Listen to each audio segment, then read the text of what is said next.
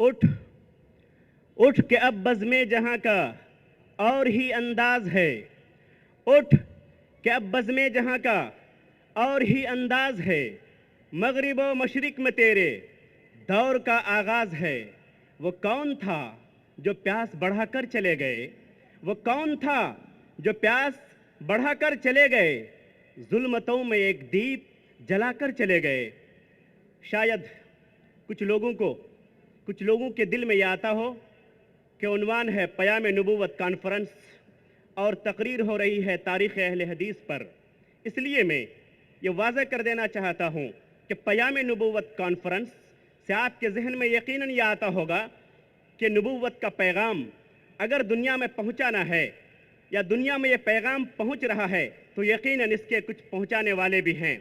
آج اسی کی تاریخ بتائی جا رہی ہے، پیام نبوت کو پہنچانے والوں کی تاریخ آپ کے درمیان رکھی گئی، آپ لوگوں نے سماعت فرمایا اور اس کا ہمارے اس جلسے سے پیام نبوت کانفرنس سے مکمل مناسبت ہے، ٹاپک پر مکمل تقریر ہوئی ہے۔ پیام نبوت اگر ہماری کانفرنس ہے تو اس نبوت کے حاملین، اس پیام نبوت کے حاملین اور اس پیغام کو دوسروں تک پہنچانے والی کائنات کی سرزمین پر اگر کوئی جماعت ہے تو وہ جماعت اہل حدیث ہے، اس کی تاریخ آپ نے سماعت فرمائی۔ اب ہم چلتے ہیں ایک بہت ہی خوبصورت موضوع کی طرف جو ہے سیرت النبی صلی اللہ علیہ وسلم۔ اس موضوع پر آپ خطاب سنیں گے ہندوستان کے بہت ہی شہیر، معروف اور مشہور خطیب جو مناظر اسلام کے نام سے بھی جانتے ہیں، اور آپ میں سے بہت سارے لوگوں کو یہ بھی پتا ہوگا کہ آپ ایک شاعر بھی ہیں، بہترین اللہ نے آپ کو آواز بھی دی ہے۔ اس سے میری مراد فضیلت الشیخ رضا اللہ عبد الکریم بدایونی حفظہ اللہ ہیں۔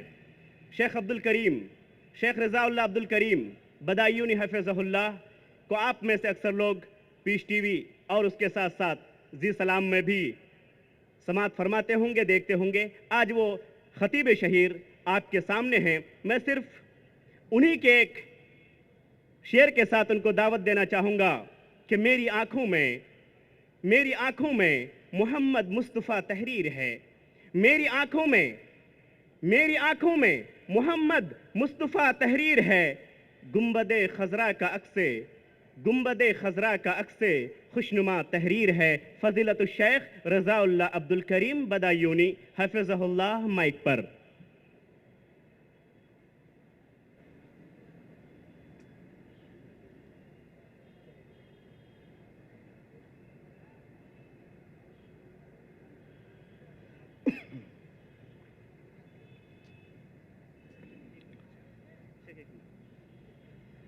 ہم شیخ سے گزارش کریں گے کہ آپ اپنی سریلی آواز میں اپنی کوئی نعت بھی ہمیں سنائیں۔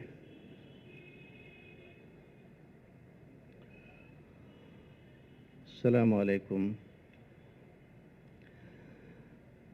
ان الحمد للہ نحمده ونستعینه ونستغفره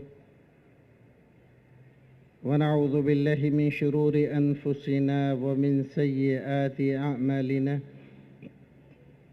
من يهده الله فلا مضل له ومن يضلل فلا هادي له وأشهد أن لا إله إلا الله وأشهد أن محمدًا عبده ورسوله أما بعد فإن خير الحديث كتاب الله وخير الهدي هدي محمد صلى الله عليه وسلم وشر الأمور محدثاتها وكل محدثة بدعة وكل بدعة ضلالة وكل ضلالة في النار فأعوذ بالله السميع العليم من الشيطان الرجيم بسم الله الرحمن الرحيم لقد من الله على المؤمنين إذ بعث فيهم رسولا من أنفسهم يتلو عليهم آياته ويزكيهم ويعلمهم الكتاب والحكمة وإن كانوا من قبل لفي ضلال مبين وقال النبي صلى الله عليه وسلم إنما أنا رحمة مهداة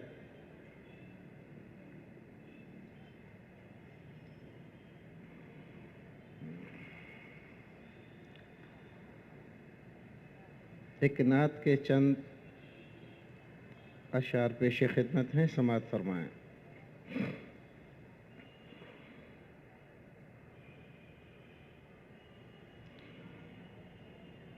گنبد خضرا کا عکس خوشنما تحریر ہے،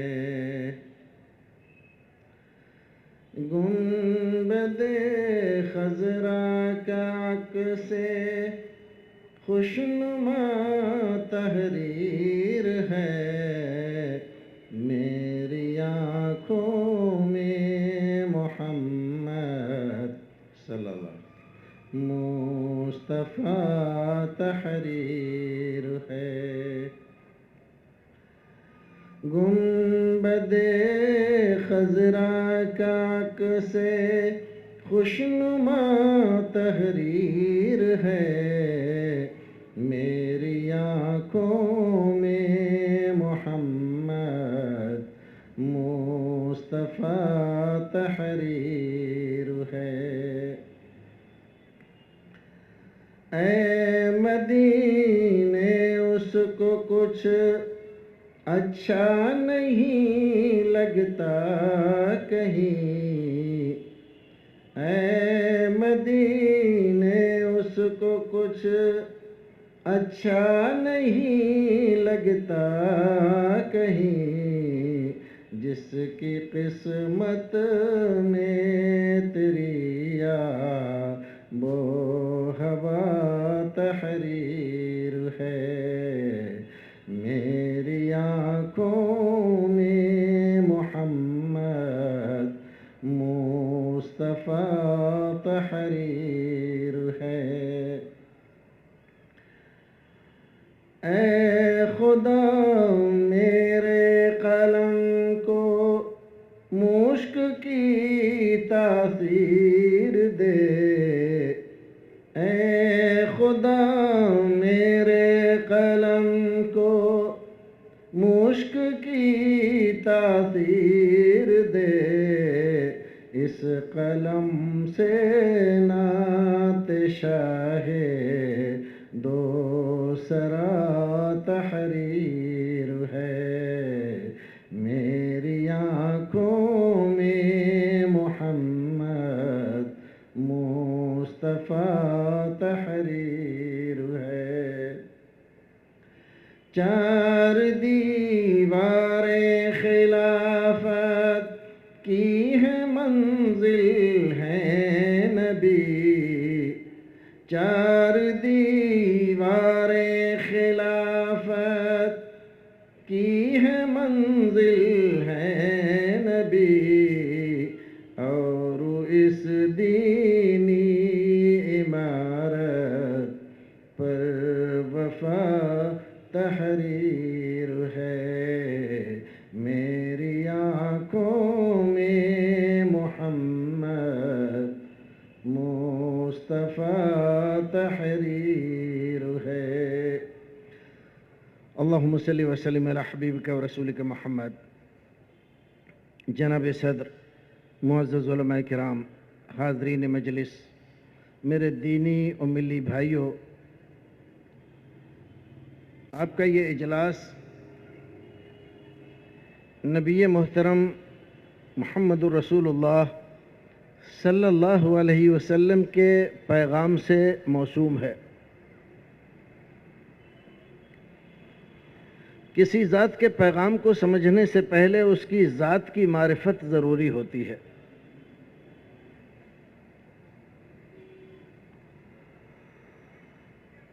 اور اگر وہ ذات کسی نبی و رسول کی ہو تو اس سے پہلے بھی ضروری ہوتا ہے کہ اس ذات کو جانا جائے جس ذات نے اس کو نبی اور رسول بنا کر دنیا میں بھیجا ہے۔ اور اگر آپ اس بات پر غور کریں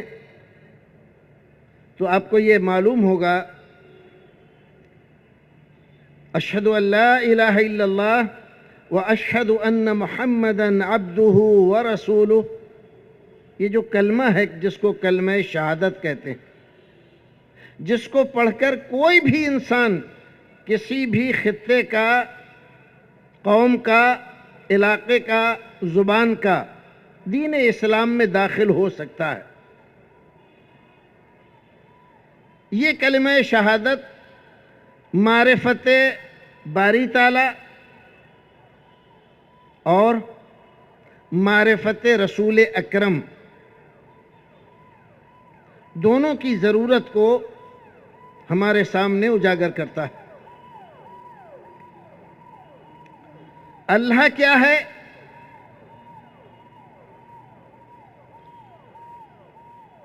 اس کے اوصاف حمیدہ کیا ہیں؟ وہ کیا چاہتا ہے اور کیا نہیں چاہتا؟ کیا چیزیں اسے پسند ہیں اور کیا پسند نہیں ہیں؟ وہ کیسا ہے کیسا نہیں ہے؟ اسی کا نام توحید ہے، جو اسلام کی بنیاد اور اسلام کا سب سے مضبوط ستون ہے۔ اور اس کے بعد محمد رسول اللہ وَأَشْهَدُ أَنَّ مُحَمَّدًا عَبْدُهُ وَرَسُولُهُ، گواہی دل کی گہرائیوں سے اس بات کی کہ محمد صلی اللہ علیہ وسلم اللہ کے بندے ہیں، اس کے رسول ہیں۔ اس کلمے میں دو حیثیتیں رسول اکرم صلی اللہ علیہ وسلم کی بیان کی گئی، عبدیت اور رسالت۔ عبد ہونے کو تو ہم اور آپ سبھی بندے ہیں اللہ رب العزت کے، لیکن ایک چیز یہ ہے کہ ہم کہیں کہ ہم اللہ کے بندے ہیں، اور ایک بات یہ ہے کہ اللہ رب العزت کہے کہ یہ میرا بندہ ہے، اور ان دونوں میں بہت بڑا فرق ہے۔ قرآن شریف میں اللہ رب العزت نے فرمایا وَعِبَادُ الرَّحْمَنِ الَّذِينَ يَمْشُونَ عَلَى الْأَرْضِ حَوْنًا وَإِذَا خَاطَبَهُمُ الْجَاهِلُونَ قَالُوا سَلَامًا۔ ہمارے بندے یعنی ہمارے خاص بندے، جن کو ہم اپنا بندہ کرتے ہیں، جن کی نسبت اپنی طرف کرتے ہیں، یہ بندے خاص صفات کے، خاص عادات کے، خاص خصائل کے، خاص عقائد کے، خاص طریقے زندگی کے عادی ہیں، اس پر چلتے ہیں اور اس کو کبھی نہیں چھوڑتے۔ یمشون علی الارض ہونا، زمین پر جب وہ چلتے ہیں تو اکڑتے نہیں، فخر نہیں کرتے، غرور نہیں کرتے، گھمنڈ تکبر کبھی بھی ان کو لاحق نہیں ہوتا۔ اور اگر کوئی آدمی جہالت سے ان کے ساتھ پیش آئے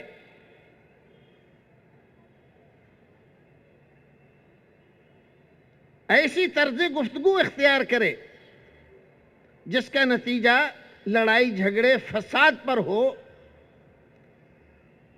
تو وہ ان سے الجھتے نہیں ہیں، قالوا سلاما، سلام کہہ کر اور گزر جاتے ہیں۔ اللہ رب العزت نے اپنے ان خاص بندوں کی اور بھی صفات یہاں ذکر فرمائی ہے، لیکن وہ ہمارے موضوع سے تھوڑا الگ ہے۔ تو یہاں کہنے کا مطلب تھا کہ اللہ رب العزت نے نبی محترم کو اپنا بندہ ماننے کے لیے ہمیں آپ کو مکلف کیا، اور عقیدے کی یہ بنیاد ٹھہری کہ رسول اکرم صلی اللہ علیہ وسلم کو اللہ کا بندہ مانے، نہ اللہ کے ساتھ الوہیت میں شریک جانے، نہ اس کی صفات کا حامل مانے۔ اور اگر کوئی آدمی اللہ رب العزت کے ساتھ آپ کو شریک جانتا ہے، یا یہ خیال کرتا ہے کہ شکل بدل کے آ گئے ہیں دنیا میں، یا یہ سمجھتا ہے کہ بعض صفات الہیہ آپ کے اندر پائی جاتی ہیں، تو وہ اس کلمے کا حقیقت میں اعتراف نہیں کرتا. زبان سے کہہ دیا، لیکن زبان سے کہہ دینے سے بات بنتی نہیں.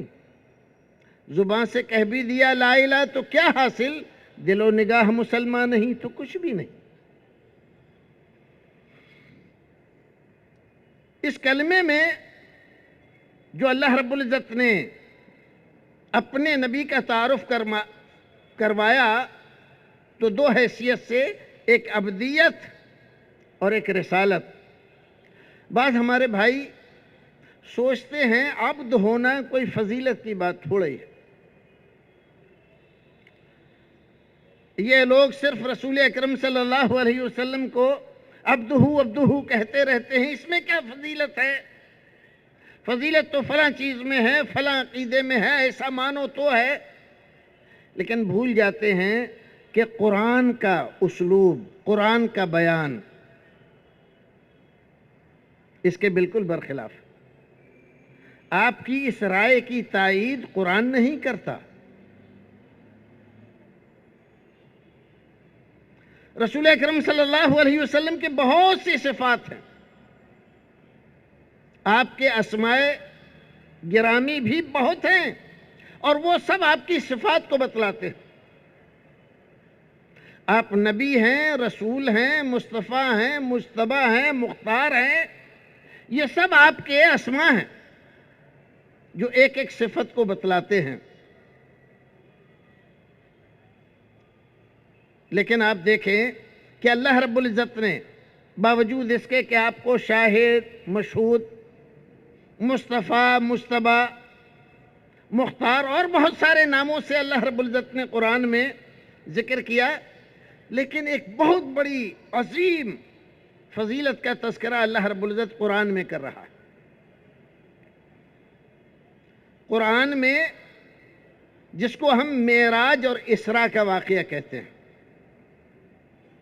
جو ہر ایک مسلمان مانتا ہے، یقین رکھتا ہے کہ نبی محترم صلی اللہ علیہ وسلم کو اللہ رب العزت راتوں رات مکہ سے بیت المقدس اور بیت المقدس سے آسمانوں کی سیر کے لیے لے گیا، اور یہ سارا سفر ایک ہی رات میں پورا ہوا.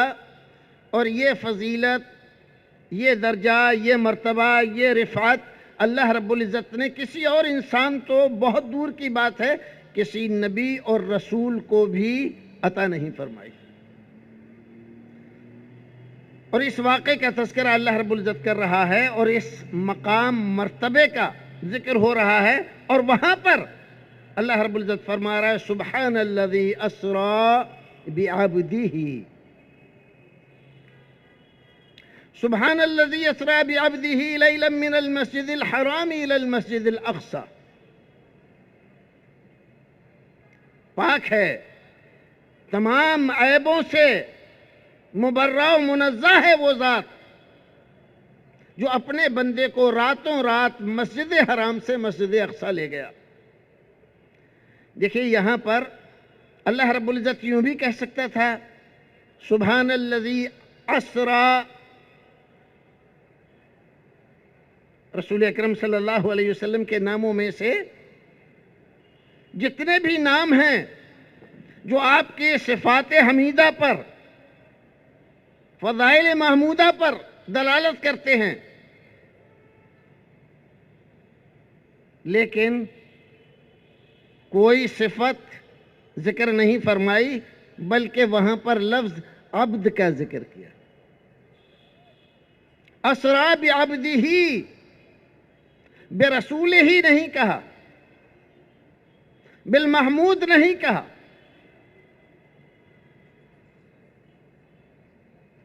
اس کا کیا مطلب ہے کہ اللہ رب العزت کے نزدیک قرآن کی زبان میں عبدیت اگر اس کا تعلق اللہ رب العزت سے ہو تو یہ بہت بڑا مقام ہے. رسول اکرم صلی اللہ علیہ وسلم اس دنیا میں تشریف لائے، دنیا کا حال بہت برا تھا اور ہمیشہ ایسے ہی ہوتا رہا ہے. اللہ رب العزت نے انسان کو پیدا کیا، انسان کی کمزوریوں کو جانتا ہے، اس کی کوتاہیوں سے واقف ہے۔ انسان بھول جاتا ہے، بہک جاتا ہے، بعض ایسی چیزوں کو جو اچھی نہیں ہیں کسی دوسرے کے کہنے سے اچھی ماننے لگتا ہے، اور ایسے وقت میں جب وہ راہ مستقیم سے ہٹ جاتا ہے، اللہ رب العزت اس کی رہنمائی کے لیے، اس کی مدد کے لیے، سیدھے راستے پر دوبارہ اس کو گامزن کرنے کے لیے انبیاء کرام علیہم الصلاۃ والتسلیم کو بھیجتا ہے۔ اللہ رب العزت نے یہ آیت کریمہ جو میں نے آپ کے سامنے رکھی، لَقَدْ مَنَّ اللَّهُ عَلَى الْمُؤْمِنِينَ إِذْ بَعَثَ فِيهِمْ رَسُولًا مِّنْ أَنفُسِهِمْ۔ لقد من اللہ رب العزت نے بڑا احسان کیا۔ اللہ رب العزت کے احسان کتنے ہیں ہم اور آپ ان کا شمار نہیں کر سکتے، اس کی نعمتوں کا شمار نہیں کر سکتے، اس کے احسانوں کا کیا شمار کر سکتے۔ وَإِن تَعُدُّوا نِعْمَةَ اللَّهِ لَا تُحْصُوهَا۔ احسان اس کے بہت ہیں، اس نے ہمیں وجود بخشا، آنکھیں دی، دیکھتے ہیں، کان دیے، سنتے ہیں، ہاتھ دیے جس سے اپنی ضرورتیں پوری کرتے ہیں، پیر دیے جس سے ایک جگہ سے دوسری جگہ جا سکتے ہیں، دماغ دیا۔ سب سے بڑی اللہ رب العزت کی انسانی جسم میں ایک دولت، ایک انعام، ایک احسان کہ جس سے اچھائی میں، برائی میں، جس سے ہم غلط میں اور صحیح میں، گندگی میں اور پاکیزگی میں تمیز کر سکتے ہیں، پہچان کر سکتے ہیں کہ یہ چیز صحیح ہے، یہ غلط ہے، تمیز کر سکتے ہیں، وہ ہے انسان کا دماغ، جو اللہ رب العزت کا احسان ہے، اس کی نعمت ہے دی ہوئی۔ ورنہ اسی دنیا میں دیکھو بہت سارے جاندار ہیں، حیوانات میں آپ کو ملے گا کھاتے ہیں، پیتے ہیں، لیکن ان کو گندگی اور طہارت کا کوئی شعور نہیں ہے۔ اگر اللہ رب العزت انسان کو یہ عقل نہ دیتا تو انسان بھی گندگی میں اور طہارت میں، پاکیزگی میں کوئی تمیز نہیں کر سکتا تھا۔ تو اللہ رب العزت نے ان تمام احسانوں کو ذکر نہیں فرمایا، فرمایا سب سے بڑا ہمارا احسان مومنوں اور مسلمانوں پر یہ ہے کہ ہم نے انہی میں سے ایک ذات شریف کو رسالت اور نبوت سے سرفراز کر کے بھیجا۔ اللہ رب العزت نے احسان جتایا تو کس بات کا؟ کہ ہم نے ایک نبی تمہارے پاس بھیجا ہے، یہ ہمارا سب سے بڑا احسان ہے تمہارے اوپر۔ واقعی اگر دیکھا جائے تو یہ اللہ رب العزت کا بہت بڑا احسان ہے۔ نبی اکرم صلی اللہ علیہ وسلم جب تک اس دنیا میں نہیں آئے تھے، آپ دیکھیں اس معاشرے میں، جس معاشرے میں رسول اکرم نے جنم لیا، اس معاشرے میں اپنی بچیوں کو لوگ خود اپنی بیویوں کی گود سے، ماؤں کی گود سے بچیوں کو چھین کر لے جاتے تھے اور گڑھا کھود کے ایسے ہی داب کے چلے آتے تھے۔ وہ مری نہیں ہوتی تھیں، زندہ ہوتے تھے۔ کہیں گھوڑ دوڑ ہو رہی ہے اور دوسرے کا گھوڑا ہمارے گھوڑے سے آگے نکل گیا تو یہی بات لڑائی کے لیے کافی ہو جاتی تھی۔ راتوں کو اکٹھا ہو کر ڈکیتی کرتے تھے، شب خون مارتے تھے۔ کسی بھی قبیلے پر جا کر رات کو جا پڑے، جو کچھ مال ملا وہ لیا ہے، چھوٹے بچے اگر ملے تو وہ اٹھا کر لیا ہے، اور پھر لے جا کر کہیں بھی غلام بنا کر ان کو بیچ دیا۔ عورتوں کی یہ حالت تھی کہ ان کی کوئی بھی عزت احترام باقی نہیں رہا تھا۔ حد تو یہ ہے کہ اگر کسی آدمی کا انتقال ہو جاتا اور اپنے پیچھے اپنی بیوی چھوڑ جاتا، کفن دفن سے فارغ ہونے کے بعد خاندان کی ایک مجلس ہوتی اور اس میں سب سے پہلے جو اپنا کپڑا اس عورت پر پھینک دیتا، عورت مجبور ہوتی کہ اس کے ساتھ زندگی گزارے، اور کبھی کبھی یہ حرکت بیٹا بھی کرتا تھا اپنی ماں کے ساتھ، سگی نہیں سوتیلی ماں کے ساتھ، اپنے باپ کی بیوی کو اپنی جورو بنا کر رکھ لیتا تھا۔ رذالت، دناعت، اخلاقی پستی انتہا کو پہنچی ہوئی تھی۔ غریبوں کا، مسکینوں کا، یتیموں کا، بیواؤں کا، پڑوسیوں کا، پردیسیوں کا کوئی بھی پرسان حال نہیں تھا۔ رسول اکرم صلی اللہ علیہ وسلم نے نبوت کے اعلان سے پہلے ہی مکے میں ایک انجمن بنائی اور اس انجمن کا نام رکھا حلف الفضول۔ ایسے لوگ جو سماج میں، معاشرے میں دبے کچلے ہیں، جن کی کوئی خبرگیری نہیں کرتا، جن کو کوئی پوچھتا نہیں، کہیں انصاف نہیں ملتا جن کو، ایسے لوگوں کو ہم انصاف دلائیں گے، ان کی خبرگیری کریں گے، ان کا سہارا بنیں گے۔ اور رسول اکرم صلی اللہ علیہ وسلم نے یہ انجمن بنا کر مکے کے ذی اثر، بڑے سردار، مالدار لوگوں کو اس انجمن میں شامل کیا اور سب کو اس بات پر قائل کیا کہ یہ ذمہ داری آپ کی ہے۔ آپ ایک عظیم شہر میں رہتے ہیں، بہت سارے لوگ آپ کے شہر میں آتے ہیں اور ظلم و زیادتی کا شکار ہوتے ہیں، اس سے بچانا ہماری اور آپ کی سب کی ذمہ داری ہے۔ رسول اکرم صلی اللہ علیہ وسلم نے اس انجمن کے ساتھ بہت زبردست طریقے سے لوگوں کو شامل کر کے مکے کی آبادی کو ظلم و زیادتی سے بچانے کا کام کیا۔ آپ نے سنا ہوگا علماء کرام سے، ایک شخص مکے میں آیا کپڑا بیچنے کے لیے، سارا کپڑا اس کا بک گیا، سارے لوگوں نے پیسے بھی دے دیے، لیکن ایک آدمی نے ابھی تک پیسے نہیں دیے۔ وہ سوچ رہا ہے میں اپنے گھر چلا جاؤں، لیکن پیسے ابھی ملے نہیں، جب بھی جاتا ہے ٹال دیتا ہے۔ سوچا کیا کروں، کسی سردار کے پاس جاؤں۔ سردار کے پاس گیا، ایسا ایسا معاملہ ہے، میں پردیسی ہوں، سامان لایا تھا، بک گیا ہے، لیکن ایک صاحب میرے پیسے نہیں دے رہے ہیں، آپ دلوا دیں۔ کہا ٹھیک ہے دلوا دیں گے، کون ہے؟ نام بتایا تو پیچھے ہٹ گیا، نہیں کسی اور کو دیکھ لو۔ کئی لوگوں کے پاس گیا، سب لوگوں نے پہلے تو ہمی بھری، بعد میں انکار کر دیا۔ کسی آدمی کو مذاق سوجھا، اس نے رسول اکرم صلی اللہ علیہ وسلم کا نام بتا دیا، ان کے پاس چلے جاؤ۔ اور نام اس لیے بتلایا کہ رسول اکرم میں اور اس شخص میں بڑی ناراضگی ہے، عداوت ہے، دشمنی ہے، اس کا پیغام کچھ اور ہے اور اس کا پیغام کچھ اور ہے۔ سوچا بڑا مزہ آئے گا، جب یہ صاحب ان کے یہاں جائیں گے تو وہاں پر وہ جو کچھ بھی کرے گا اس کو دیکھنے میں بڑا مزہ آئے گا، اور اگر نہیں گئے انصاف دلانے کے لیے تو کلی ہی کھل جائے گی۔ بڑا دعویٰ کرتے ہیں ہم غریبوں مسکینوں کا ساتھ دیتے ہیں۔ اس آدمی کو کچھ پتا نہیں، وہ رسول اکرم کے پاس چلا گیا، ایک ضرورت سے آپ کے پاس آیا ہوں، بتلائیے۔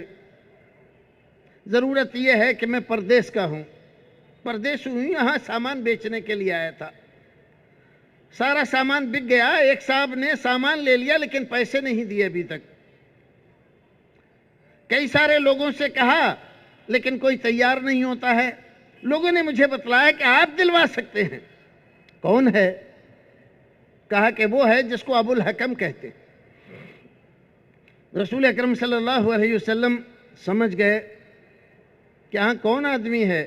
ابو الحکم، جس کو ہم آپ سب ابو جہل کے نام سے جانتے ہیں، یہی آدمی اس زمانے میں ابو الحکم کے نام سے جانا جاتا تھا۔ مکے کا سردار، اپنی قوم کا بڑا آدمی، مالدار، لیکن ظلم و زیادتی میں بڑا مشہور۔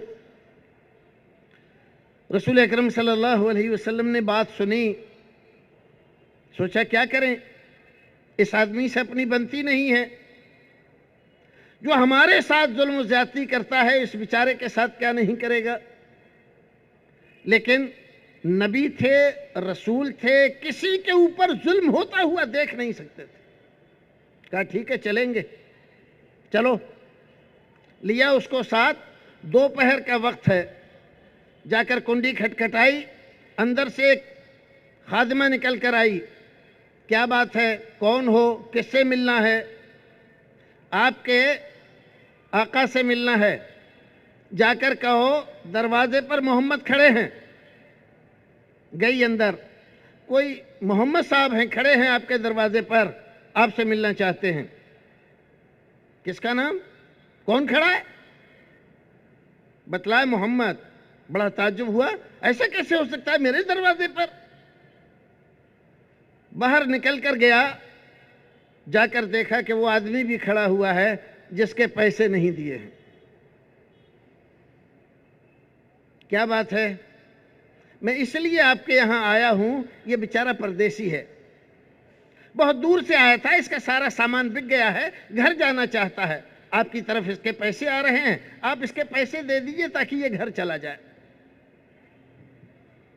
لوگ تو یہ سوچ رہے تھے کہ بڑا مزہ آئے گا، جب وہ گالیاں دے گا، برا بھلا کہے گا، طرح طرح کی باتیں تراشے گا، لیکن یہاں تو معاملہ ہی الٹا ہو گیا۔ اتنی بات سنی، اندر گیا، پیسے لے کر آیا اور لا کر دے دیے، یہ لو۔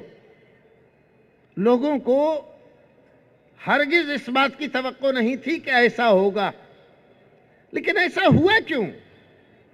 ایسا اس لیے ہوا کہ رسول اکرم صلی اللہ علیہ وسلم کی شخصیت بچپن سے لے کر اس وقت تک ایسی تھی کہ مکے میں کوئی بھی آدمی ان کے بارے میں کسی بھی طرح کا کوئی غلط تبصرہ کرے یا سنے، اس کا عادی نہیں تھا۔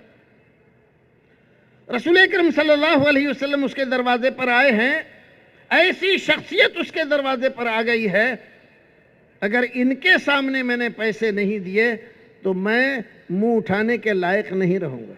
ہمت نہیں تھی کہ آپ کے کردار کے سامنے وہ ایسی بد کرداری کرے۔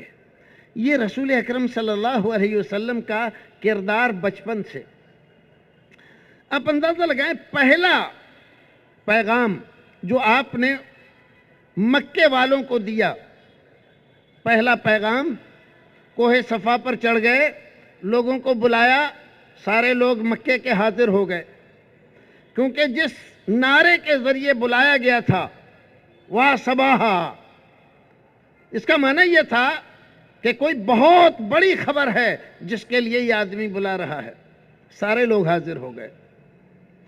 اس سے پہلے کہ وہ بات بتلائی جائے جس کے لیے حاضر کیا ہے، ایک سوال۔ لوگوں میں یہاں کھڑا ہوا ہوں پہاڑ کی بلندی پر، آپ لوگ مجھ سے نیچے کھڑے ہوئے ہو، جو کچھ میں دیکھ رہا ہوں آپ لوگ نہیں دیکھ رہے۔ اگر میں آپ سے یہ کہوں کہ اس پہاڑ کے پیچھے ایک فوج انتظار میں کھڑی ہوئی ہے اور ان قریب تمہارے اوپر حملہ کرنے والی ہے، کیا تم میری تصدیق کرو گے؟ مانو گے یہ بات کہ ہاں یہ بات سچی ہے؟ سارے لوگوں نے ایک زبان ہو کر کہا ہاں ہم مانیں گے، تصدیق کریں گے اس کی۔ کیوں؟ اس لیے ما جربنا علیک الکذب، آج تک آپ کو کبھی جھوٹ بولتے ہوئے نہیں دیکھا۔ دنیاوی معاملات میں، آپس کے کردار میں، لین دین میں، کسی بھی معاملے میں، کبھی یہاں تک کہ ہنسی مذاق میں بھی کبھی آپ کو جھوٹ بولتے نہیں دیکھا۔ اتنی بڑی بات آپ کیسے کہہ سکتے ہیں؟ یقیناً ہم تصدیق کریں گے۔ اگر ہم غور کریں تھوڑا سا اس واقعے میں تو دیکھیے بہت ساری چیزیں ایسی تھیں جو عقل ہماری یہ فیصلہ کر رہی تھی کہ یہ بات غلط ہے۔ کہنے والا کہہ ضرور رہا ہے لیکن غلط ہے۔ کیوں؟ اس لیے کہ مکے والوں کی کسی سے لڑائی نہیں، تو فوج کو کہاں سے آ جائے گی خام خام سے لڑنے کے لیے؟ دوسری بات، علاقہ سارا صحرائی ہے، اگر کوئی فوج آئے گی تو آسمان پر دور تک گرد و غبار چھایا رہے گا. ہم دیکھ رہے ہیں کہ مطلع صاف ہے، گرد و غبار کا کہیں پتہ نہیں. تو عقلی طور پر اس کے بالکل آثار نہیں ہیں کہ ایسا ہو جو بات بتائی جا رہی ہے. اس کے باوجود ہم آپ کی بات کی تصدیق کریں گے. اس کا مطلب جس کو کہتے ہیں نا کہ جادو وہ جو سر چڑھ کر بولے، عقل کے خلاف ہے سراسر. لیکن آپ کے 40 سال کا جو تجربہ ہے عمل کا، کردار کا، آپ کے اسوہ کا، یہ کردار ہمیں مجبور کر رہا ہے کہ ہم آپ کی بات کی تصدیق کریں کہ جو آپ کہہ رہے ہیں یقیناً یہ صحیح ہے. یہ تھا کردار رسول اکرم صلی اللہ علیہ وسلم کا. آج ہم سیرت کے جلسے کرتے ہیں، پیغام نبوت، پیغام محمد، پیغام رسول، عظمت رسول، رفعت رسول، اور کیا کیا نام سے کانفرنسیں سجاتے ہیں، یہ سب کچھ کرتے ہیں. لیکن اس کے ساتھ ساتھ اور کیا کرتے ہیں؟ جو کرنا چاہیے وہ نہیں کرتے، اور جس کی کوئی خاص ضرورت نہیں ہے اس پر سارا زور صرف کر دیتے. آج ہم گفتار کے غازی ہیں. ہماری ساری مجلسیں، کانفرنسیں، سیمینارز، یہ سارے کے سارے زبانی جمع خرچ ہو کر رہ گئے. عمل، کردار، اسوہ، اخلاق، دوسروں کی بھلائی، دوسروں کی دلداری، ان کی محبت، ان کے ساتھ بھلا برتاؤ، ان کی خیر خواہی، یہ چیز دور دور تک ہمارے عمل، کردار، دل اور ہمارے ذہن سے دور جا چکی ہے. جس نبی کا ہم نام لیتے ہیں، احترام سے کلمہ پڑھتے ہیں، ان کی شفاعت کی امید رکھتے ہیں، وہی نبی فرماتے ہیں الدین النصیحہ. قال لمن؟ قال للہ ولرسولہ ولأئمة المسلمین وعامتہم. دین سارا کا سارا خیر خواہی کا نام ہے. دین نام ہے کس چیز کا؟ خیر خواہی کا. کس کے لیے خیر خواہی؟ اللہ کے لیے، اس کے رسول کے لیے، امام وقت کے لیے اور عام مسلمانوں کے لیے. اگر دین خیر خواہی کا نام ہے، اللہ، رسول اور اپنے بزرگوں اور اپنے عوام کے ساتھ ہمارا سلوک کیا ہے، تو ہمیں لگے گا کہ دین کوئی الگ چیز ہے اور ہم شاید کسی اور راستے پر چل رہے ہیں. خیر خواہی تو کہیں سے کہیں تک نظر ہی نہیں آ رہی ہے. ہمارے عمل میں، ہمارے کردار میں، ہماری گفتار میں جذباتیت ہے، انفعالیت ہے، رد عمل ہے، شعلہ بیانی ہے، ساری چیزیں ہیں. لیکن جس چیز کی ضرورت تھی، جو نبی لے کر آئے تھے، جس اخلاق کے ذریعے، جس محبت کے ذریعے انہوں نے اسلام کا پیغام دیا تھا، اس میں ہم بہت حد تک زیرو ہو چکے ہیں. سیرت کا مقصد صرف یہ نہیں ہوتا کہ رسول اکرم صلی اللہ علیہ وسلم اس دنیا میں کتنے سال رہے، کتنے سال مکے میں گزارے، کتنے سال مدینے میں گزارے، ان ایام میں کتنی جنگیں آپ نے کی، آپ کی بیویاں کتنی تھیں، آپ کے بچے کتنے تھے، آپ کے غلام کتنے تھے، اور آپ کے رشتہ دار کتنے تھے، آپ کہاں کہاں گئے اور کہاں کہاں نہیں گئے، اللہ رب العزت نے آپ کو فضائل کیا عطا فرمائے. صرف انہی چیزوں کا بیان سیرت ہے؟ ہرگز نہیں. در حقیقت سیرت، اللہ رب العزت جو ہمیں سیرت پڑھنے، اپنانے اور اختیار کرنے کی حکم دیتا ہے تو ایک خاص وجہ سے لَقَدْ كَانَ لَكُمْ فِي رَسُولِ اللَّهِ أُسْوَةٌ حَسَنَةٌ. میرے رسول کی زندگی میں تمہارے لیے اسوہ حسنہ ہے، آئیڈیل، نمونہ. کوئی بھی انسان جو اس دنیا میں آتا ہے اپنے طور پر یہ فیصلہ نہیں کر سکتا کہ کیا کرے تو اس کی زندگی کامیاب ہو جائے گی. اسی کے لیے رسول بھیجے جاتے ہیں. وہ اپنی ماں سے سیکھتا ہے، باپ سے سیکھتا ہے، خاندان والوں سے سیکھتا ہے، سماج اور معاشرے سے سیکھتا ہے، اور پھر اپنی زندگی کے لیے کسی کو اپنا آئیڈیل بناتا ہے۔ اگر آدمی علم کا شوقین ہے تو کسی عالم کو، اگر کسی زیب و زینت کا شوقین ہے تو کسی ایسے آدمی کو، اور اگر حرب و ضرب کا شوقین ہے تو کسی سپہ سالار کو، کسی جرنیل کو، اور اگر فلسفہ اور منطق سے اس کو دلچسپی ہے تو ایسے ہی فلاسفہ اور متکلمین کو۔ غرض یہ کہ ہر ایک آدمی اپنی پسند کے اعتبار سے کسی نہ کسی آدمی کو اپنے ذہن میں بٹھا کر اور اس کے مطابق چلنے کی کوشش کرتا ہے۔ اللہ رب العزت فرماتا ہے کہ رسول اکرم صلی اللہ علیہ وسلم کی زندگی تمہارے لیے، تم سب کے لیے اسوہ حسنہ ہے۔ ایک تاجر کے لیے، ایک مزدور کے لیے، ایک آقا کے لیے، ایک غلام کے لیے، ایک سپہ سالار کے لیے، ایک حاکم وقت کے لیے، ایک اچھے شوہر کے لیے، اور ایک اچھے ساتھی کے لیے۔ رسول اکرم صلی اللہ علیہ وسلم کی زندگی کو آپ دیکھو تو آپ کو یہ سارے گوشے ملیں گے۔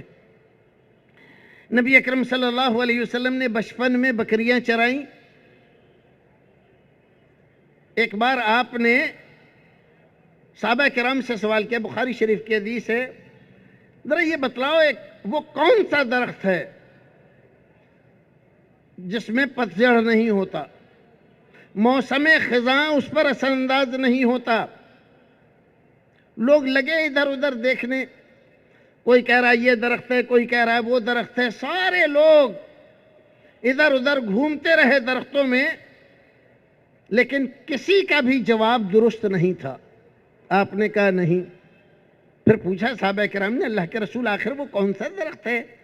فرمایا وہ درخت ہے کھجور کا۔ کھجور کے درخت میں کبھی پتجھڑ نہیں ہوتا۔ دنیا کے تمام درخت میں پتجھڑ ہوتا ہے، ہر سال اس کے پرانے پتے جھڑ جاتے ہیں اور نئے پتے اس پر آ جاتے ہیں، لیکن کھجور میں کبھی نہیں ہوتا۔ صحابہ کرام نے ایک بار پوچھا، اللہ کے رسول آپ تو ایسے بتا رہے ہیں جیسے آپ نے بادیہ میں کہیں جنگل میں زندگی گزاری ہو۔ کہا کہ تم کیا سمجھ رہے ہو، میں نے اپنا بچپن جنگل ہی میں گزارا۔ حلیمہ سعدیہ کے یہاں جب تک آپ بچے تھے، ان کے بچوں کے ساتھ آپ بکریاں چرانے کے لیے جاتے تھے۔ جنگل کی جڑی بوٹیوں کے بارے میں جو معلومات دیہات کے لوگ رکھتے ہیں، رسول اکرم صلی اللہ علیہ وسلم بہت بہتر انداز سے رکھتے تھے۔ اور پھر جب بڑے ہو گئے، مکے میں آ گئے، تو زندگی کا ایک حصہ ایسا بھی گزرا رہا کہ میں نے مکے والوں کی بکریاں اجرت پر چرائی۔ صحابہ کرام کو بڑا تعجب ہوا، اللہ کے رسول ایسا؟ کہا کہ یہ کون سے بڑے تعجب کی بات ہے، اکثر رسولوں نے ایسا کیا ہے۔ آپ دیکھیں کہ اجرت پر کام کر رہے ہیں دوسروں کا، لیکن خیانت، بے ایمانی ہرگز نہیں۔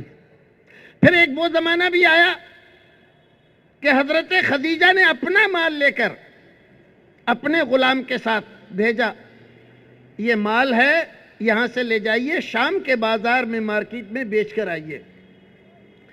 میں بہت سارے لوگوں کے ساتھ تجارت کر چکی ہوں، میں چاہتی ہوں کہ آپ میرا مال لے جائیں اور اس میں ہمارا جو منافع ہوگا اتنا اتنا ہوگا۔ مضاربت کے انداز میں رسول اکرم صلی اللہ علیہ وسلم لے کر گئے۔ حضرت میسرہ ساتھ تھے۔ حضرت میسرہ کو حضرت خدیجہ نے خاص طور سے یہ ٹریننگ دی کہ دیکھو جا رہے ہو، تمہارا کام صرف اتنا نہیں ہے، وہ غلام تھے، کہ ان کی خدمت کرو، خیال رکھو، تمہارا کام یہ بھی ہے کہ ان کی ایک ایک بات پر نظر رکھو اور پھر مجھے آ کر بتاؤ۔ کہا بہت اچھا۔ واپس آئے اور آ کر حضرت خدیجہ نے بلایا میسرہ کو، پوچھا کیا دیکھا؟ کہنے لگے کیا بتاؤں کیا دیکھا؟ یہ آدمی دنیا سے نرالا ہے، عجب انداز کی تجارت کرتا ہے، عجب انداز کے اس کے اخلاق ہیں، اور ایسا لگتا ہے کہ کوئی چیز بھی ایسی نہیں ہے جو اس سے نفرت کرتی ہو.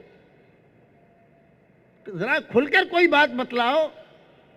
بتلایا جب ہم مال کھول کر بیٹھتے تھے بازار میں اور کوئی آدمی مال لینے کے لیے آتا اور کوئی کپڑا پسند کرتا تو آپ اسے پہلے بتا دیتے تھے بھائی اس کپڑے میں یہ خامی ہے, یہ نقص ہے, اس میں ساٹن ہے, اس میں سوراخ ہے, آپ لینا چاہتے ہو تو اس بات کو پہلے دیکھ لو. دنیا میں کہیں بھی کوئی بھی آدمی اپنے مال کو کھوٹا نہیں بتلاتا, اس کا عیب ظاہر نہیں کرتا, بلکہ اس کی اچھائیاں ہی اچھائیاں ذکر کرتا ہے. لیکن یہ اپنے مال کے عیب اچھی طرح سے لینے والے پر ظاہر کرتے ہیں, یہ مال اچھا ہے لیکن اس میں یہ خرابی ہے. لیکن تعجب اس بات کا ہے کہ جو آدمی آتا تھا لینے کے لیے وہ وہی مال لے کر جاتا تھا جس کی ایک برائی بتاتے تھے, اور بڑی جلدی ہمارا مال بڑے اچھے داموں سے بک گیا اور ہمیں کوئی پریشانی نہیں ہوئی. حضرت خدیجہ الکبریٰ نے اسی تجارتی سفر کے بعد اپنے چچا کے ذریعے رسول اکرم صلی اللہ علیہ وسلم کے چچا کے یہاں اپنا پیغام نکاح کے لیے بھجوایا رسول اکرم کے پاس. تو آپ دیکھیں کہ ایک تاجر کیسے تجارت کرے, ایمانداری اور گاہک کی خیر خواہی. آج ہمارے یہاں بہت سارے لوگ خاص طور سے جو پھل بیچتے ہیں اور بھی بہت سارے کام کرنے والے, اگر ان سے کہا جائے کہ بھئی ڈنڈی مت مارا کرو, کم نہ تولا کرو, اور کوئی آدمی پھل لینے کے لیے آیا ہے تو زبردستی اس کے ہاتھ سے لے کر اس سے اچھا اور بڑا پیس رکھ کر اور پھر اپنے مرضی سے سارا مال بدل دینا, یہ اچھی بات نہیں ہے. وہ گھر جاتا ہے تو دیکھتا ہے کہ سڑا ہوا ہے, داغ لگا ہوا ہے. لوگ کہتے ہیں مولی صاحب اگر ایسا نہیں کریں گے تو فائدہ کیا ہوگا, کاروبار میں کوئی فائدہ ہی نہیں ہوگا, بچے بھوکے مر جائیں گے. آپ اندازہ کریں ایک مسلمان اس کا عقیدہ یہ ہے کہ اگر میں بے ایمانی نہیں کروں گا, ڈنڈی نہیں ماروں گا, گاہک کو دھوکہ نہیں دوں گا تو بھوکا مر جاؤں گا. اس آدمی کا یقین کہاں, ایمان کہاں ہے؟ ویل للمطففین. اللہ رب العزت اپنی کتاب حکیم میں فرما رہا ہے یہ جو ڈنڈی مارنے والے ہیں, کم تولنے والے ہیں, ان کے لیے خرابی ہے, ویل ہے, ناکامی. اور یہ دھڑلے سے یہ کہہ رہا ہے کہ جب تک ڈنڈی نہیں ماریں گے, کم نہیں تولیں گے, تب تک پور پڑے گی ہی نہیں اور تجارت میں کوئی فائدہ ہوگا ہی نہیں. تو ہماری زندگی میں اور رسول اکرم صلی اللہ علیہ وسلم کے اسوہ اور آپ کی زندگی میں کتنا بڑا فرق. ہم دیکھیں رسول اکرم صلی اللہ علیہ وسلم اس دنیا میں تشریف لائے تھے, کیوں لائے تھے, کیوں بھیجا تھا اللہ رب العزت نے؟ تو وہ چیز اللہ رب العزت نے بیان فرما دی. یتلو علیہم آیاتہ ویزکیہم ویعلمہم الکتاب والحکمہ. رسول اکرم صلی اللہ علیہ وسلم کے 3 بڑے کام کا تذکرہ یہاں پر ذکر کیا گیا. یتلو علیہم آیاتہ, اللہ رب العزت کی آیتیں پڑھ پڑھ کر سنانا اور ان کو بتانا, اور دوسرا کام تزکیہ نفس کرنا. یہ تزکیہ نفس یہ کیا ہے؟ عمر بھر کا مجرم, زانی, شراب خور, بلاتکاری, ڈنڈی مارنے والا, بے ایمانی کرنے والا, بڑے سے بڑا مجرم رسول اکرم صلی اللہ علیہ وسلم کی مجلس میں آتا, آپ کی بات سنتا اور اب تک جو کچھ اس نے کیا ہے اس کا اعتراف کرتا, اور پھر یہاں سے یہ وعدہ کر کے اٹھتا کہ آئندہ ایسا نہیں کروں گا, آئندہ ایسا نہیں ہوگا.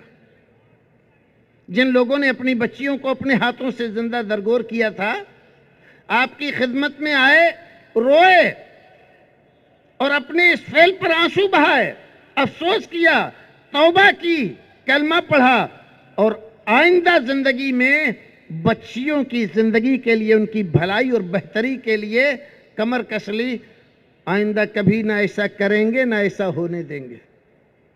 رسول اکرم صلی اللہ علیہ وسلم کا کام تھا تزکیہ، دلوں کے اوپر چھائی ہوئی گندگی، زنگ، حب دنیا کی محبت کی، مال کی محبت کی، بیوی بچوں کی محبت کی، اور برائیوں کی محبت کی، شراب کی محبت، جوئے کی محبت، اور بہت ساری برائیوں کی۔ رسول اکرم صلی اللہ علیہ وسلم نے اپنی پاکیزہ تعلیمات کے ذریعے ان برائیوں کو کھرچ کے پھینک دیا۔ ایک نوجوان خدمت اقدس میں آیا، کہا اللہ کے رسول کلمہ پڑھنا چاہتا ہوں، ایمان لانا چاہتا ہوں، لیکن ایک شرط ہے میری۔ وہ کیا شرط ہے؟ میں عادی ہوں بہت، کس بات کا؟ برائی کا، زنا کا، لہذا مجھے اس کی اجازت دے دی جائے، باقی سارے احکام مانوں گا، نماز، روزہ، حج، زکوٰۃ، باقی صدقات، خیرات، دنیا بھر کی ساری چیزیں کرنے کے لیے تیار ہوں، لیکن میں بغیر زنا کے نہیں رہ سکتا، اس کی اجازت مجھے دے دی جائے۔ رسول اکرم نے اس سے پوچھا، یہ بتلاؤ کہ تم کیا یہ پسند کرتے ہو تمہاری ماں کے ساتھ کوئی آدمی یہ کام کرے؟ ہرگز نہیں۔ تمہاری خالہ کے ساتھ؟ ہرگز نہیں۔ تمہاری بہن کے ساتھ؟ ہرگز نہیں۔ تمہاری بیوی کے ساتھ؟ ہرگز نہیں۔ تمہاری بیٹی کے ساتھ؟ ہرگز نہیں اللہ کے رسول، ایسا کر دوں گا ویسا کر دوں گا۔ لمبی حدیث ہے اور وقت میرا ختم ہو رہا ہے۔